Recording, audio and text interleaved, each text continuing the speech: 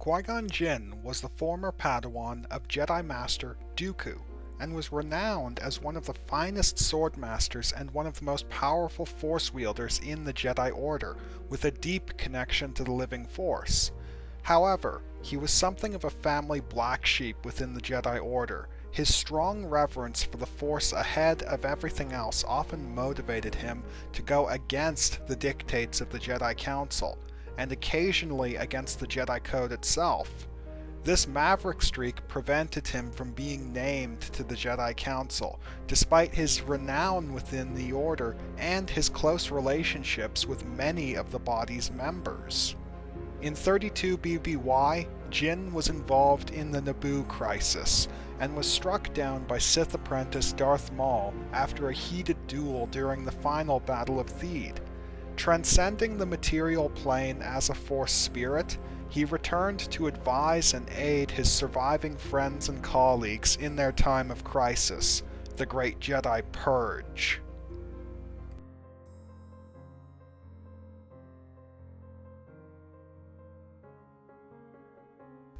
Surviving Order 66 and the rise of the Empire, Jedi Master Obi-Wan Kenobi went into hiding on the desert world of Tatooine, where he watched over Luke Skywalker, the secret son of Anakin Skywalker.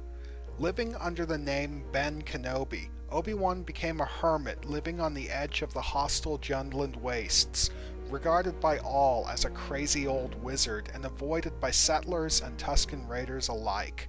When Luke Skywalker inadvertently delivered a call for help from Leia Organa, Kenobi emerged from exile to aid the Rebel Alliance against the Empire. With Skywalker in tow, Kenobi hired the smugglers Han Solo and Chewbacca to transport them to Alderaan, but they were intercepted by the Death Star. Forced into a rematch with Darth Vader, Kenobi gave his life to allow his allies to escape, transcending the material plane as a Force spirit. In this state, he returned to guide Luke Skywalker during his training as a Jedi Knight.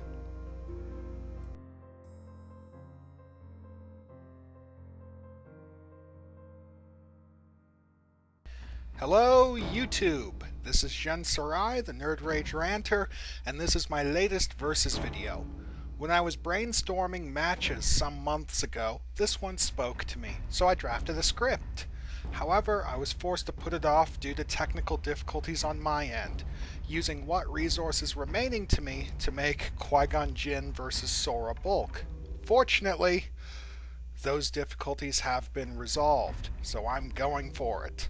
Just to let you know, I am using the clips of Qui-Gon Jinn that I used in Jinn vs. Bulk, as this is the video they were originally made for. And with all of that out of the way, let us begin.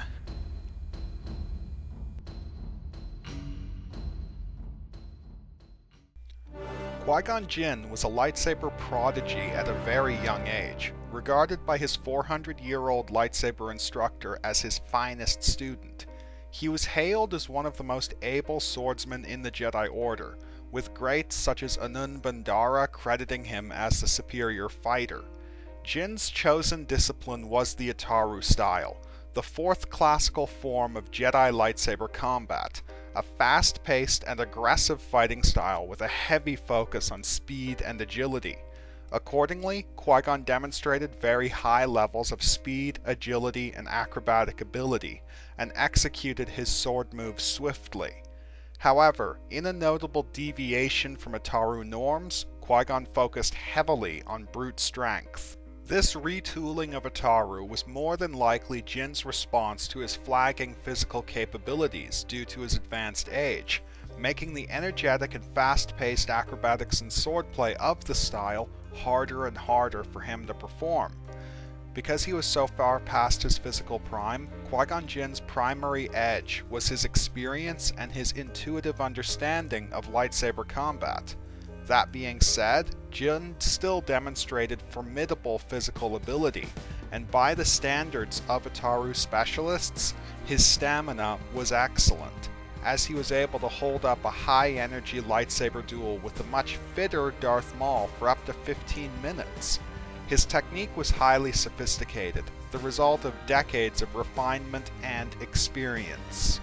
Jinn strongly favored chaining punches, kicks, and other physical strikes into his lightsaber sequences, very much in keeping with Ataru's focus on using the entire body as a weapon, and implying skill in unarmed combat. He also had some skill at chaining force-based attacks into his lightsaber moves, though not without considerable difficulty, and he often needed to lower his guard while concentrating. More than once, he has simply put away his lightsaber before attempting such attacks. Qui-Gon also had a reasonable level of skill with blast deflection, compensating for one of Ataru's major shortcomings, though a skilled marksman can get past his guard. Qui-Gon Jinn's effectiveness against multiple opponents was something of a mixed bag, as shown in a sparring match with his then Padawan Xanatos and a former pupil, Femur. Qui-Gon was able to hold them off with ease when they attacked him individually, but as soon as they came on as a team, he was quickly disarmed. So in other words, Jinn was highly effective against disorganized gaggles of enemies, but was completely useless against properly organized opposition. Rather than rely on a tactical long view, Qui-Gon was a purely intuitive and improvisational fighter, strongly focused on the needs of the moment. While this mindset granted him a great deal of battlefield adaptability, more than once he has gotten in over his head due to a lack of tactical foresight. On the offensive, Jinn relied on a relentless series of fast-paced and powerful attacks. His favored offensive tactic was little more than a straightforward attempt to power through his opponent's defenses, just hammering him until he dropped. Under ideal circumstances, Jinn's favorite defensive response was to avoid direct confrontation, outmaneuvering, shunting aside, or if need be, force shoving any attackers. Under less than ideal circumstances, he did what he could to eke out a defense, all the while working hard to fight back. When unable to do so, all he could really do was delay the inevitable. That being said, he was able to hold off Darth Maul's committed and highly focused Juya-style offense for quite a substantial period of time, indicating that he can defend himself against anything less than that caliber of attack. On the whole, Qui-Gon Jinn had a high level of skill and adaptability, but was hampered by his flagging physical condition and his lack of tactical foresight or creativity. That being said, he remained a force to be reckoned with.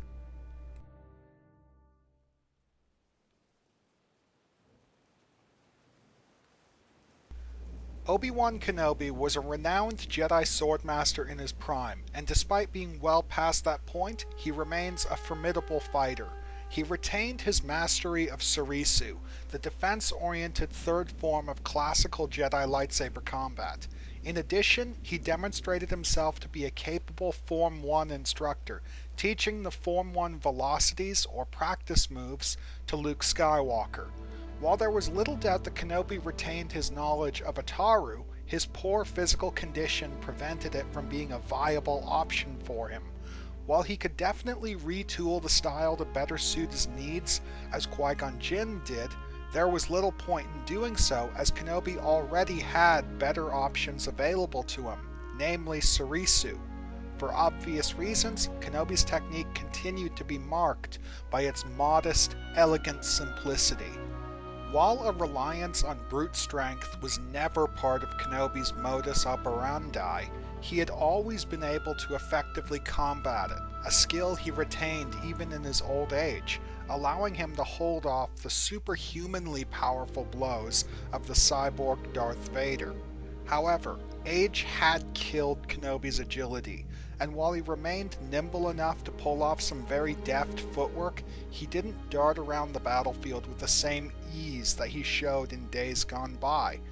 But Kenobi retained his manual dexterity, and performed his sword moves and positional transitions with both devastating speed and a dancer's grace. Just imagine all of Kenobi's individual moves as one long, unbroken motion, something he could definitely pull off. Given his continued specialization in Surisu, it stands to reason that Kenobi retained at least a moderate level of skill in blast deflection, that being the practice for which the style was designed.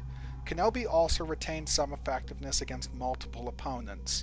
While he would have retained his skills in unarmed combat, dual blade fencing, and marksmanship, they, like his overall lightsaber skill, would have atrophied and been scaled back.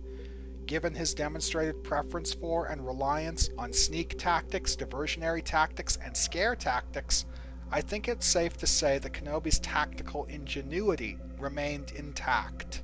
Typically, when analyzing and examining lightsaber duelists, I describe their offensive and defensive fighting methods separately, because on most fighters, they end up amounting to completely separate fighting modes with completely distinct tactics and moves. Not so with Old Ben Kenobi. Old Ben followed up defensive parries with immediate counters, rather than committing to pure defense. But when pressing the attack, he never really committed, and was constantly ready to pull back and defend himself. A very cautious method, bordering on timid. What we get with Old Ben Kenobi is a rusty ex-master whose instincts remain perfectly honed, but whose reflexes are completely shot. That being said, the fact that he was able to hold his own against Darth Vader for such a significant period of time indicates that even in his old age, Obi-Wan Kenobi remains a force to be reckoned with.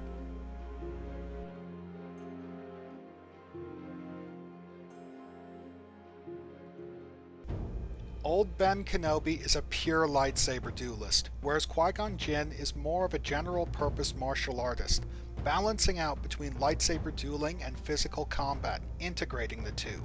We all know that Revenge of the Sith era Obi-Wan Kenobi would rip Qui-Gon Jinn a new one, which is why I opted for Old Ben instead.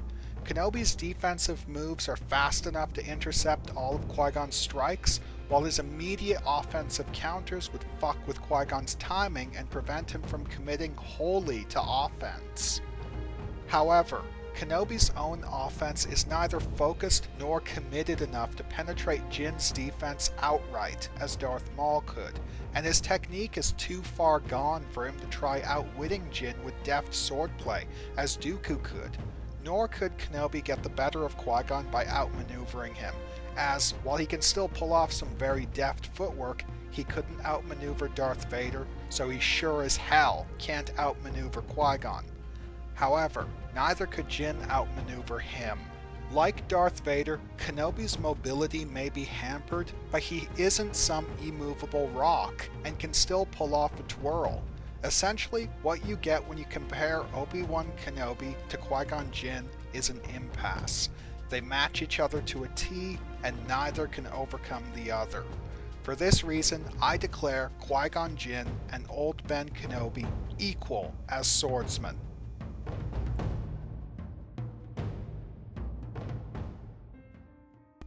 Qui-Gon Jinn was a human male in his late 50s. He retained a good level of speed and agility, but he was past his prime. It was the degradation of these attributes that forced him to adjust his lightsaber technique to compensate.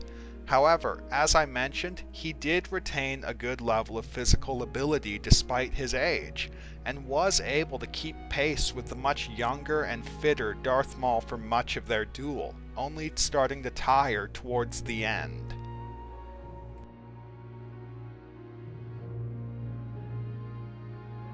To put it simply, Old Ben Kenobi was made of glass. A human male in his mid-60s, he remained physically adept enough to manage life in the harsh Tatooine desert, but his physical attributes were negligible compared to most other Jedi in his age group. The primary reason for Kenobi's degradation is likely to do with his old war injuries catching up with him, leaving him in a lot of pain and making training and exercise difficult for him. Another reason is no doubt that Kenobi's main personal goal during his exile was learning how to transcend the material plane as a Force spirit, so he spent most of his time meditating on the Force rather than training his body. All that being said, Kenobi was still spry enough to hold down a serious lightsaber duel, though he lacked the stamina for a full 20-minute slugging match.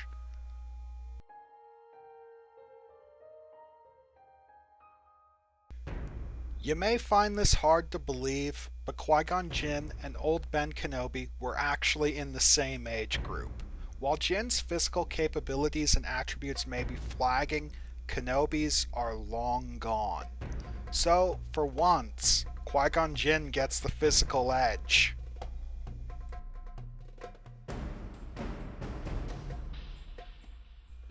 Qui-Gon Jinn was one of the greatest masters of the Force in his day, with a strong connection to the living Force, which, among other things, was the source from which all practical Force abilities were derived.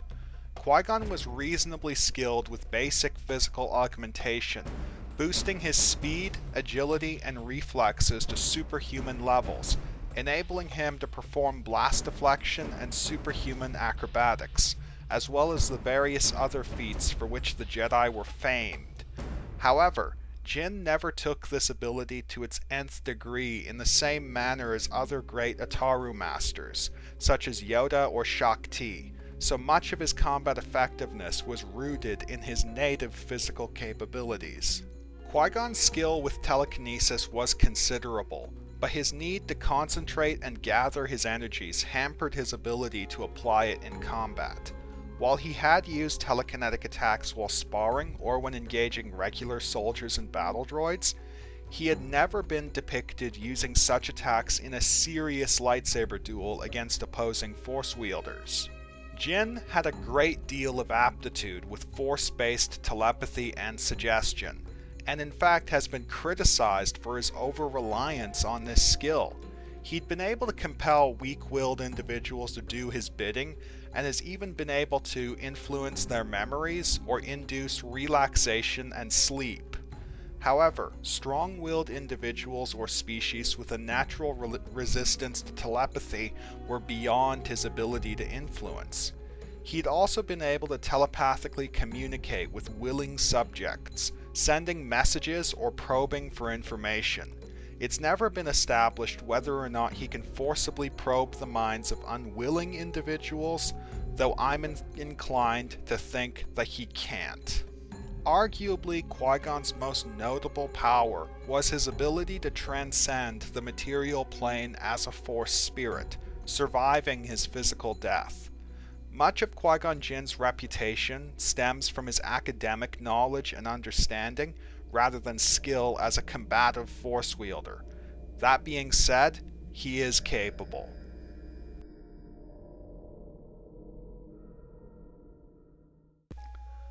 One of the biggest problems I have when trying to gauge Old Ben Kenobi's Force abilities is the lack of information. It's never been established whether or not Force powers can atrophy from disuse, or if they're more akin to a trained reflex that you'll never forget, like learning to ride a bike. Plus, it isn't established how his decades-long meditation on the Force to learn how to transcend the material plane as a Force spirit would have affected them. Would it have strengthened his connection to the Force and amplified them? Or would he be 2 steps removed from the material world, causing his influence over it to wane? Based on his demonstrated capabilities, Kenobi remained an able, if somewhat limited, Force wielder. He remained capable of basic physical augmentation, at the very least able to boost his strength to the point where he could compete with Darth Vader's cybernetically augmented strength. While there is little doubt that Kenobi could boost his speed and agility in a similar manner, I believe he refrains from this out of awareness of his lackluster physical condition. He doesn't want to tax himself any more than he has to, which is more than I could say for some other Jedi that I could name. He hasn't demonstrated any combative applications of telekinesis, though that doesn't necessarily mean that he's incapable. However, against most opponents, an unwillingness to utilize such abilities is a notable weakness, even if it is just a matter of restraint rather than inability. Kenobi's ability with telepathy remained highly polished, and the Jedi mind trick was one of the most potent tools in his arsenal. I don't know what would have become of Kenobi's skills with Tutuminus.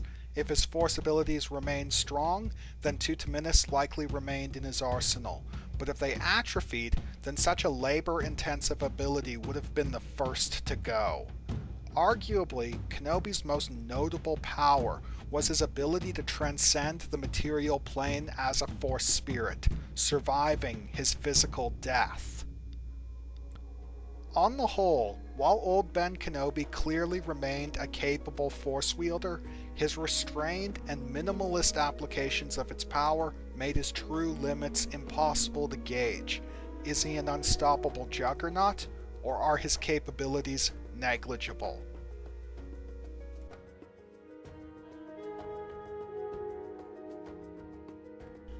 So, as I've stated repeatedly, this category is extremely hard to judge due to the lack of information on Kenobi. But what we do know is that neither of them are committed combative Force wielders and tend to apply their powers only when absolutely necessary. I'd say that Qui-Gon's aptitude is greater, if only by a little, though Kenobi's upper limit hasn't really been established. However, Kenobi clearly isn't capable of boosting his stamina. As described in the novel Death Star, fatigue was one of the main contributing factors in his defeat at Vader's hands, if not the outright cause. Telekinesis is similarly hard to call, again because Kenobi's upper limit isn't established. However, neither of them have ever applied telekinesis in a serious lightsaber duel, so I think this skill can be safely discounted. Both are Jedi trained to resist external mental influence, so Force-based telepathy wouldn't come into play at all. Even if Kenobi retained his skill in Tutuminus, Qui-Gon wasn't capable of any of the attacks that Kenobi could defend against, unless he can shoot laser beams from his eyes.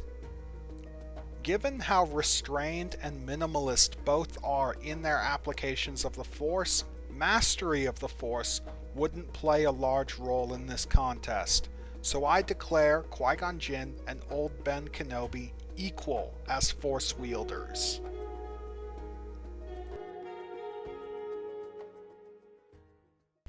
Old Ben Kenobi, in his old age, was a pure lightsaber duelist. No longer did he comfortably chain direct physical strikes into his lightsaber sequences, or off-balance opponents with cunningly integrated Force-based attacks, or use his agility to facilitate deft evasions. Instead, he went head-to-head, and tried to defeat his opponent outright with pure blade work. Qui-Gon Jinn was a much more general-purpose martial artist. Granted, he was never comfortable with chaining Force-based strikes into his lightsaber sequences in the first place, but he very freely applied direct physical strikes and could be quite evasive when he needed to be. Due to Kenobi's lackluster physical condition, there exists the distinct possibility that if Jinn managed to land one of these strikes, he could immediately disable Kenobi, ending the fight right then and there. However, this is only one possibility. Neither of them are committed combative Force wielders, so the idea of them obliterating one another with almighty displays of godlike power resides somewhere between unlikely and preposterous. But I don't want to completely rule it out, because Kenobi's upper limit isn't determined, and a lot of Force wielders have proven themselves capable of amazing feats when pushed to their limits. So who knows what Qui-Gon Jinn, with his strong connection to the living Force, could do when driven to the absolute edge. However, in all likelihood, a fight between these two would play out as a pure lightsaber duel.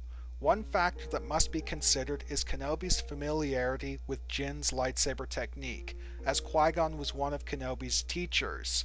While I think that this understanding of Qui-Gon's style would leave him better equipped to hold him off, he wouldn't be able to use this knowledge to get the better of Qui-Gon, simply because his own technique is so far gone. As established in the original Fight Saber article, Kenobi remained a formidable Form 3 master even in his old age, and his skills were sufficient to enable him to hold off Darth Vader's Djem-So style offense. No mean feat. But he was incapable of effectively fighting back, despite his best efforts, which, when combined with his mounting fatigue, effectively made the fight unwinnable. However, in his heyday, Kenobi was a highly capable offensive duelist, so what happened? Well, the backbone of Kenobi's offense had always been the Ataru style, but such a physically demanding and physically exhaustive practice simply isn't an option for Old Man Kenobi, seeing as he might as well be made of glass, and none of the other offensive styles that he had under his belt would really do him much good, as he really only dabbled in them. But if I had to choose, I'd say his best option would be Shicho, given his demonstrated qualifications as an instructor of the style. While his use of this form for offensive purposes is only supposition and conjecture, I believe that it is backed up by the facts, including the extremely basic and direct attacks that Kenobi employed against Darth Vader. However, even in his heyday, Kenobi's application of Shicho was clumsy, and it was far from his preferred response. The only two things that have been shown to reliably beat Qui-Gon's defenses have been A. Dooku's highly sophisticated Makashi style, coupled with Dooku's familiarity with Qui-Gon's technique. B. Darth Maul's highly focused and committed Juya style offense. Compared to either of these, Kenobi's broken down Shicho really doesn't amount to much. Long story short, Old Ben Kenobi is no longer physically capable of mounting an effective offense, and while his continued mastery of defensive Sarisu enables him to hold off just about anything, he no longer has the stamina to try outlasting anything. So for once, Qui-Gon Jinn, who usually gets the short end of the stick, gets the advantage. His technique remains practiced and polished, and while his physical prime is behind him, he remains extremely fit for a man of his years. As mentioned before, Qui-Gon was able to keep up a high-energy lightsaber duel with Darth Maul for up to 15 minutes. Even accounting for the aid of the younger Kenobi, this is still quite an impressive feat.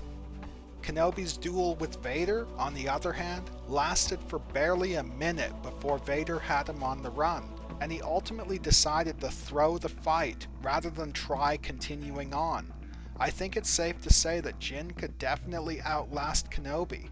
Essentially, Old Ben Kenobi can't physically compete with Qui-Gon Jinn, and his lightsaber technique is too rusty for him to try beating Qui-Gon through pure skill. For these reasons, I declare Qui-Gon Jinn the winner. Ladies, gentlemen, and horrifying supernatural monstrosities, I'm gonna be honest with you.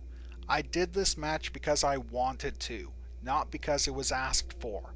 I wanted to pit Qui-Gon Jinn against Obi-Wan Kenobi, but we all know that Revenge of the Sith era Kenobi would rip Qui-Gon a new one, so I settled on Old Ben Kenobi.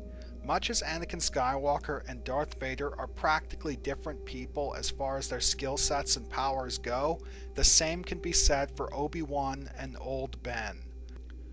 So, comments down below, essays messaged to me, and feel free to make video responses. This is Jen Sarai, the Nerd Rage Ranter, signing off.